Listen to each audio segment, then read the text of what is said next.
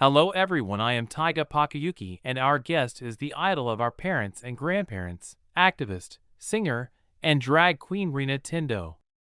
Rina, tell us what you were and are like, how you became so famous, about your discography, and about the male version of yourself.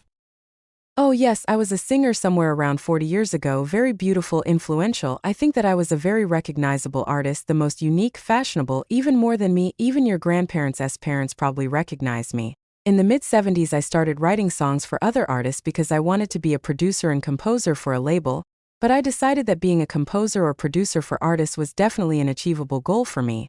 But I decided that I would be a singer and started my musical career in 1978. In 2010, I ended my career.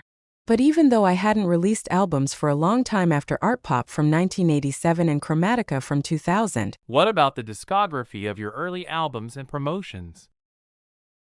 How did you transition from being a naive, young, and fragile girl to being a brave and incredibly fearless woman?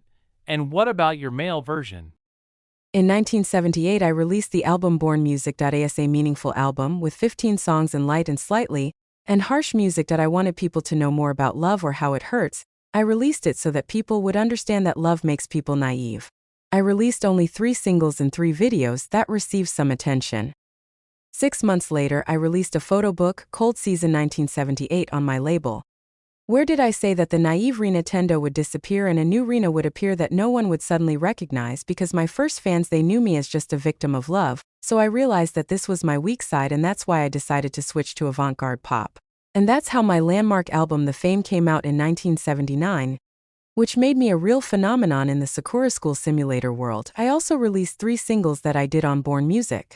Also in July 1979, when a warm breeze was blowing, I went to the balcony to drink tea. My manager said that my album was in the news. 1979 is already the end of the 70s.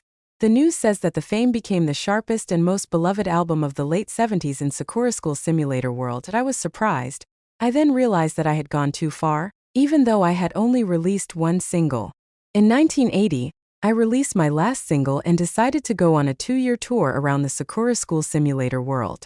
2 years later, in 1982, I released my 3rd album, Grey, which was originally supposed to be called The Fame Grey, but I changed my mind, although the title was very unusual and that's why they called this album that way. It didn't become as famous as The Fame. It was compared to Born Music, but it was less than 2 times more popular, but only 2 songs became famous.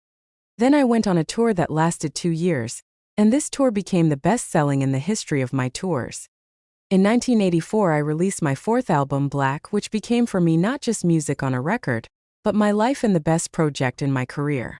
The album has about 8 singles and 1 still unreleased, but I will tell you that it was released on December 25, 1984 as a gift for fans. At least I realized that I was obsessed with him and my team was very fixated, and I created a real sensation that changed the lives of many people, especially those with orientation.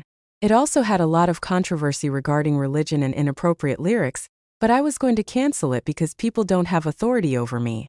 That's why I will support those people who needed support. I supported them then, and I will always support them. Released 8 videos for these singles except for Hair, which is a promo single. But the government who it doesn't have a cover because it's not a single but rather a promo video. I went on tour in 1985. Well, what about your alter ego? Maybe his photos?